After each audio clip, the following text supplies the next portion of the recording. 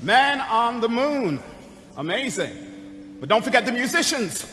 Do not forget the musicians. How could we forget music? With its strong bonds of camaraderie, Freemasonry naturally traveled the long, dusty roads of Great Britain's influence, west to the United States and Canada, south to Africa, and east to India and the Far East. Across the globe, English-speaking lodges became a feature of 18th and 19th century life. Many larger cities had their own lodges, where the nationalities mixed freely. The British Army had travelling lodges that moved with regiments. Many people discovered Freemasonry far from Britain. Nobel Prize-winning author, Brother Rudyard Kipling, finding himself in Lahore as a young newspaperman, was made a Freemason in the Lodge of Hope and Perseverance, 782 English Constitution. Here, he met with Freemasons who were Muslims, Hindus, Sikhs, members of the Arya and Brahmo Samaj, and a Jewish tiler who was a priest and butcher to his little community in the city. As the globe embraced Freemasonry, enlightenment came, not just to the initiate, but to the world. I can tell you that there are many others who feel that they are the most important elements of Freemasonry. Important, perhaps. And I have a little list.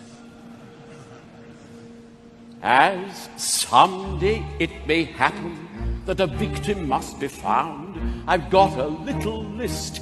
I've got a little list of Masonic bores and irritants who always hang around and who never would be missed. They never would be missed.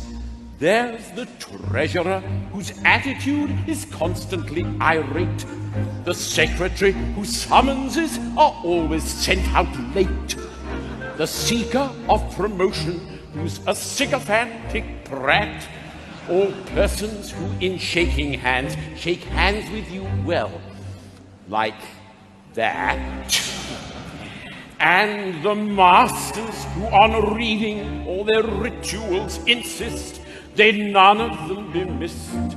They none of them be missed. Who has no grasp of masonry and what it signifies, he never would be missed. He never would be missed. Then the brethren with far too many jewels on their breast, or those who do not care about the poor or the distressed, and the arrogant initiate who thinks he knows it all because he did a guided tour around Freemasons' Hall. And that irritating brother, the word perfect ritualist, I don't think he'd be missed.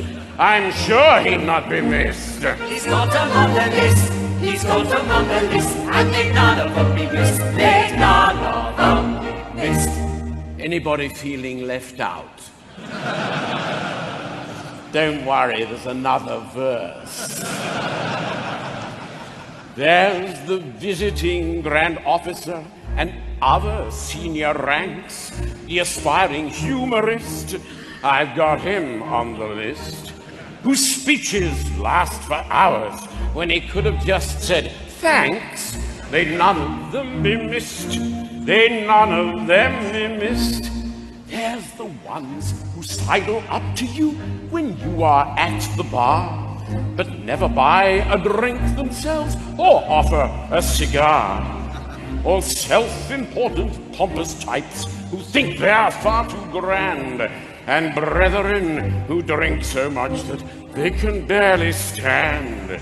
But it really doesn't matter whom you put upon the list, for they none of them be missed. Freemasonry asks its members to unite in being happy and communicating happiness. It values humor highly, and meetings and dinners generate much laughter.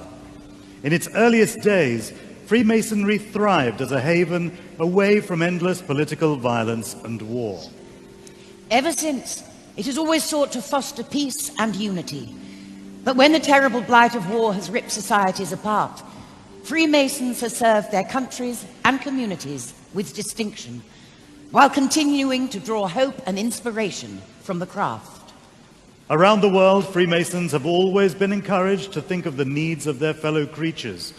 In World War I, Freemasons were honored with over 100 of the 628 Victoria Crosses awarded for valor, and similar sacrifices and gallantry have been displayed by Freemasons down the ages and across the globe. Masons have also seen beyond the flags and uniforms of nations to the individual human tragedies of war and sought to keep alive the spirit of universal brotherhood. In the United States, during the Civil War, Freemasons met across the Union and Confederate divide to celebrate their common rituals and shared humanity. In World War I, after the numbing slaughter at Ypres, a Canadian prisoner of war and a German guard struck up a Masonic friendship that sustained them both. And today, Freemasonry remains an active part of military life in many countries. The darkness you saw and endured may continue. Those who know no better will continue to fight, and innocence will continue to suffer. You have found solace and refuge. In your wisdom, you've chosen a better path. I only wish I could do more to aid those in need of light. You can and you will. Resolving the conflict in one's own mind is the first step. Everything else will follow. Am I worthy enough to teach others? Brother Goethe said that magic is believing in yourself. If you can do that, you can make anything happen. All you have to do is believe. We cannot deny our bloody history, but we can unite and create peace. Brother Mozart wrote a piece of music which best illustrates this complex thing. In perhaps his most Masonic of all his operas, The Magic Flute, all you have to do is listen.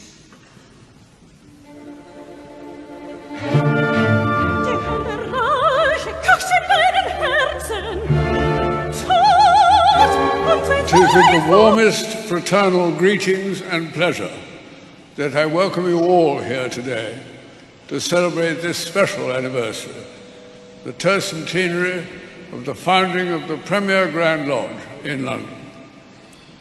I had the pleasure of meeting 136 Grand Masters visiting from overseas at Freemasons Hall yesterday.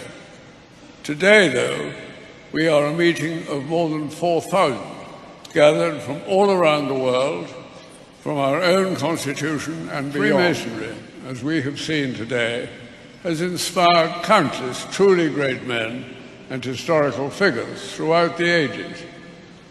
But it has also found a treasured place in the lives of millions of ordinary men, encouraging a love of tolerance, freedom, the dignity of mankind, and an understanding of their place in the universe under God. These men work quietly and diligently in their communities today, allowing the light of brotherly love and charity to shine from them, demonstrating to the world the beneficial effects of our ancient institutions. Every Mason knows how important the symbolism of light has always been in his ritual. In their many ways, Freemasons have spent the last 300 years spreading their light. And the light of Freemasonry's values of tolerance, self-improvement, and service to others. Most worshipful Grand Master, I humbly ask you to complete the initiation of this worthy candidate for Freemasonry.